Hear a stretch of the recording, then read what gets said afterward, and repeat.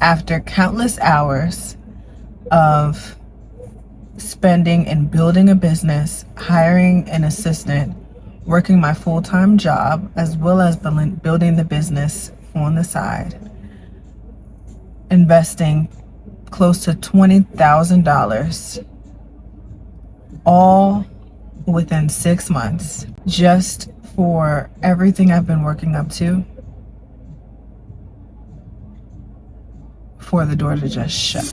It has been a journey, and I'm coming here to just pour out the lesson that I realize God is teaching me. I told myself before I even started YouTube, I was going to wait until I reached a certain level, a certain success where I'm like, I can really teach someone. But what I actually realize is God has brought me through so much. There has been so much wisdom. There's been so much experience in the journey that I'm almost missing it by not sharing the journey that has actually brought me to the place that I'm looking to go. And I feel like I'm doing myself an injustice without sharing the journey with you guys, because I know I cannot be the only one going through this, and I know someone else can relate.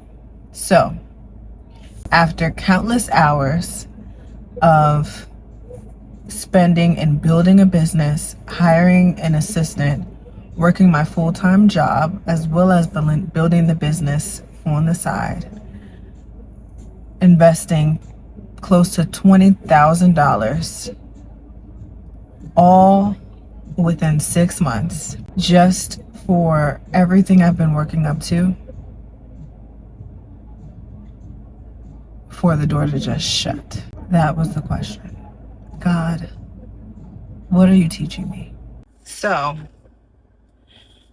let me take you back to the story. I decided that I wanted to do a salon suite business after, first of all, coming to Atlanta back and forth. I realized Atlanta is where I wanted to be. The energy felt like I'm supposed to be here.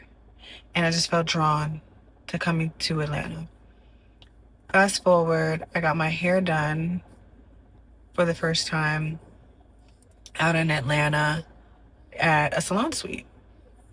Randomly found a girl through Instagram, hashtags, got my hair done. She was in a salon suite.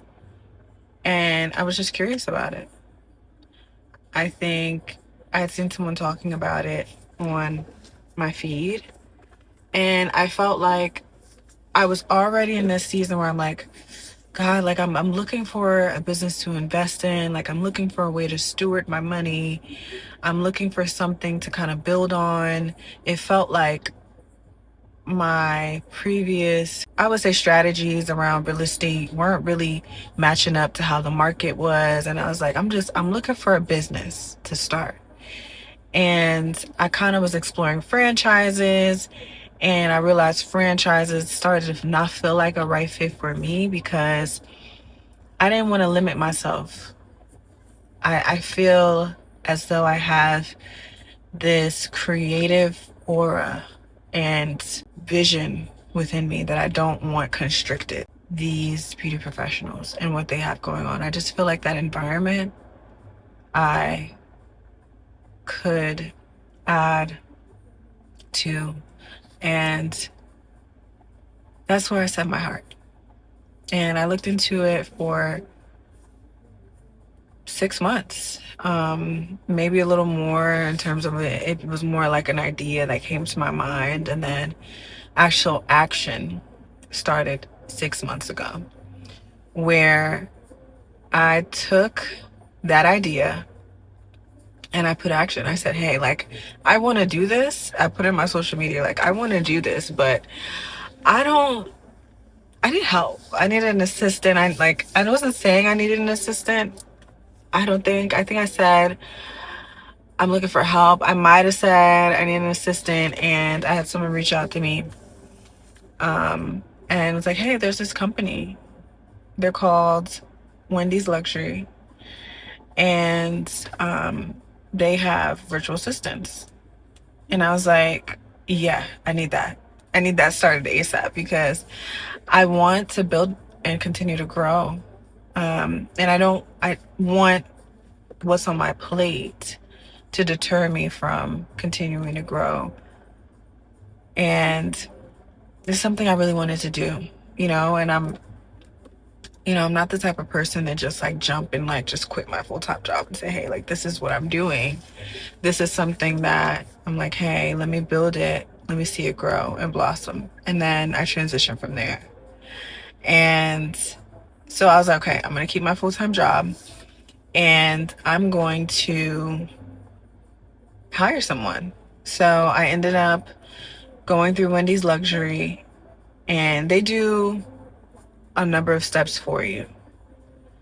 She helps with the interviewing each of the virtual assistants. They're international, so a lot of them are from the Philippines. The girl I'm currently working with, she's from Nigeria. So, overseas virtual assistants that can help you with completing tasks and, for whatever you're doing in your business, right? And I onboarded my first hire. And I remember my sister and my mom was like, you're hiring without opening the business. And I was just telling them, this is what I believe I'm supposed to do. Sometimes you have to believe and put action and investment into something before you get to see the fruition or the fruit of it. And that is what is called investing. And I was believing that if I put in the work, I can achieve this. I was believing that.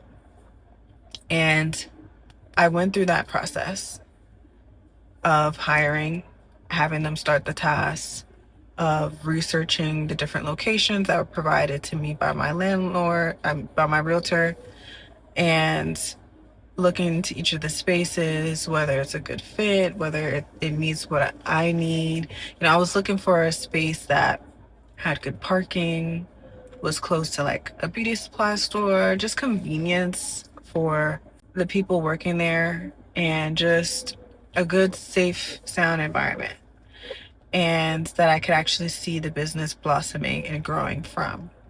So that's what I did, and that's what I looked for. And I was able to find a location. And I realized that that location that I found needed a great deal of work. It was a retail space that would have needed to be built out with plumbing, electrical, and everything else. And I needed tenant improvement. And that tenant improvement money, the landlord gave some, but a good portion of it was not covered, which honestly, I think can be normal. Landlords typically won't cover every single dollar of a build out, but they'll, a lot of landlords, they might have a budget for those improvements to their building. And so what I found is that there was hesitation because I didn't have all the answers on how much extra, right, would I need to invest into this space where I'm not going way over. And so I spent a number of weeks getting estimates from contractors, getting estimates from architects, understanding the layout, the land, and a lot of them were not able to give me clear answers, and that's simply because I didn't purchase designs. Designs can cost close to, $12,000, for fully executed designs of a space.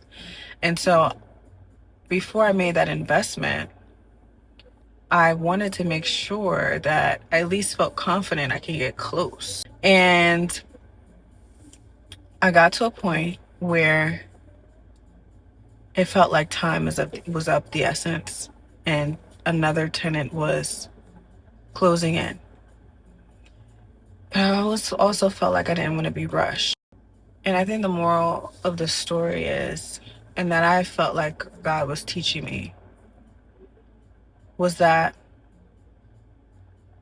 before God can provision anything new onto our lives, I'm praying for this blessing. I'm praying for this business. I'm praying for a greater abundance, right? You have to first realize what you already have and ask yourself, am I stewarding this well? And for me, I believe that I was stewarding well because I'm looking at my finances and I felt as though my finances were well managed. I thought it was just about money. Stewardship is not just about money. And I came to the realization, not that it wasn't something that I didn't really know, but I didn't really understand or experience it until now, that it's also about your time and your energy. And what I found as I was going through this whole process, it felt like so much time had been spent, but it felt like I didn't have any time at all. And I felt like I was managing so many different things and balancing so much on my plate, even with having help.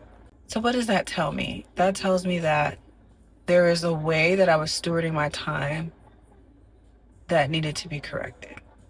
And although I was always good at stewarding my time well, I had to shift myself because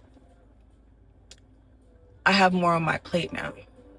And so as God gives you more, you need to steward your time differently, right? So instead of maybe you wake up at 9 a.m., maybe you might have to wake up at 7 now because you have more responsibility.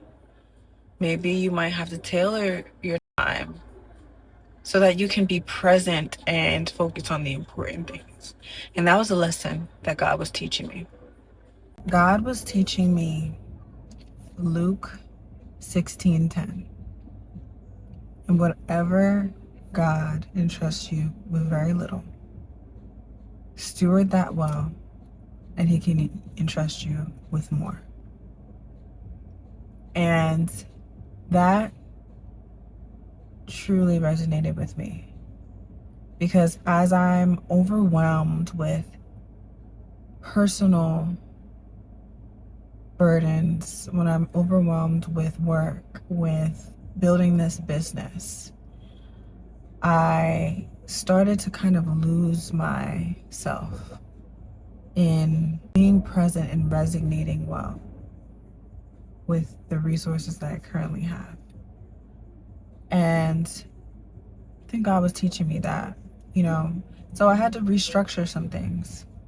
I found myself restructuring my time, getting up earlier, going to the gym at 6:30 a.m., waking up earlier, being more intentional with my time, breaking out my days, creating a whiteboard that I can write out my calendar for the week, for the month, right? Like really just being intentional with the thing that feels like it's not enough.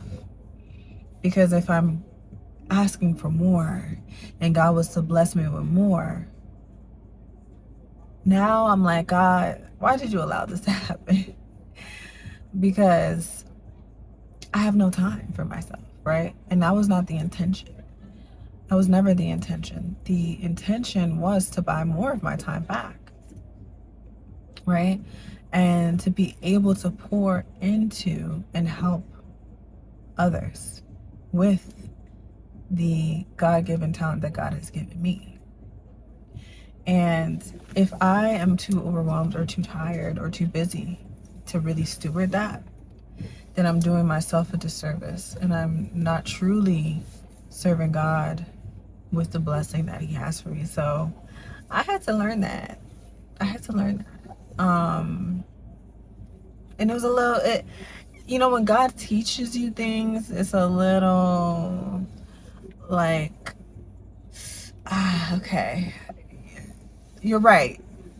but in the moment, it might be a little hard. It might be a little tough. It might be a tough pill to swallow. That there are things within you that have to change and shift. And so that's just one of the lessons that God was teaching me. And you know what's amazing about God is like, he's not just teaching you a lesson in one area. He is teaching me this lesson in all aspects of my life. Don't look at the fact that close to $20,000 was spent as a loss, because I truly use that to develop, or God used that to develop me. And I learned how to negotiate a commercial lease. I have resources with contractors, with architects, with commercial inspectors, with you name it. I have everything that I need, and I've already done that legwork. So when the opportunity comes, when God blesses me with that opportunity, it is just a matter of time that he blesses me with that opportunity. And I'm ready.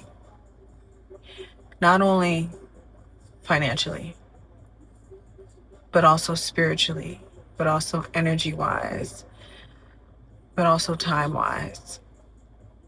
And that, I feel like I needed that.